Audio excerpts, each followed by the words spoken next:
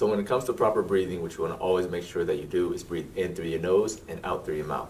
This is because when you breathe in through your nose, you have a lot more control over the air that you take into your body, versus if you breathe in through your mouth, you may take in more than your body can actually handle at once.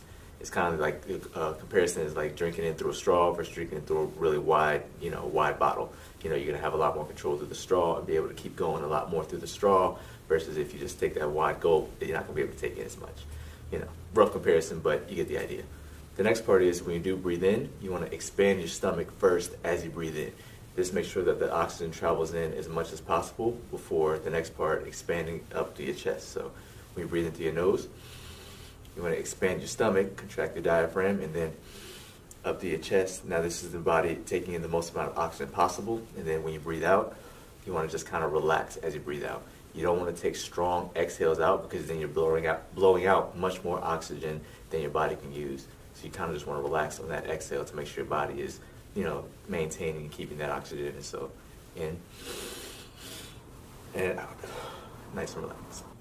Now when you're applying that breathing technique to exercises, the general rule that you want to remember is breathe in when you're moving with the resistance and breathe out when you're moving away from the resistance. So for example, pushing exercises, when your arms are coming towards you, your body's moving with the resistance, and when you're pushing away, you're moving away from the resistance. Push-ups, bench press, shoulder press, things like that nature. So when it's coming toward you, you want to breathe in, and when it's pushing away from you, you want to push out or breathe out. The opposite goes when you're doing pulling exercises like rows, pull-ups, anything of that sort. You want to breathe in when your arms are going away from you, and you want to breathe out when you're pulling yourself against the resistance. The same concept goes for leg exercises. So when you're going down, squatting, lunging, doing anything of that sort, you want to breathe in when you're going with the resistance, and then as you push away from the resistance, or hip hinge away from the resistance, or away from the resistance, right? You want to breathe out. So for the last time, general rule: breathe in with resistance, breathe out when you're pushing, working, or pushing away from the resistance.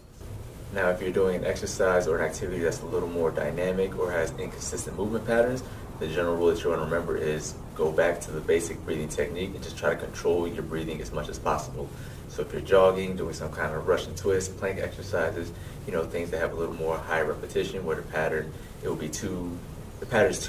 moves too quickly for you to do that breathing technique, with every single movement. You have to kind of just, if you're jogging, just breathe and then relax as you kind of find your own rhythm to it while keeping yourself as relaxed as possible. You don't want to hyperventilate or breathe too much, because then you're just going to tire yourself out and make it more likely that you're going to pass out. So just find a way to apply the regular breathing technique and relax as much as possible when you're doing those more dynamic activities. Thank you guys for watching. Be sure to like and subscribe, and if you have any questions or requests, make sure you leave them in the comments so that I can continue to make content that'll bring out your ultra instinct.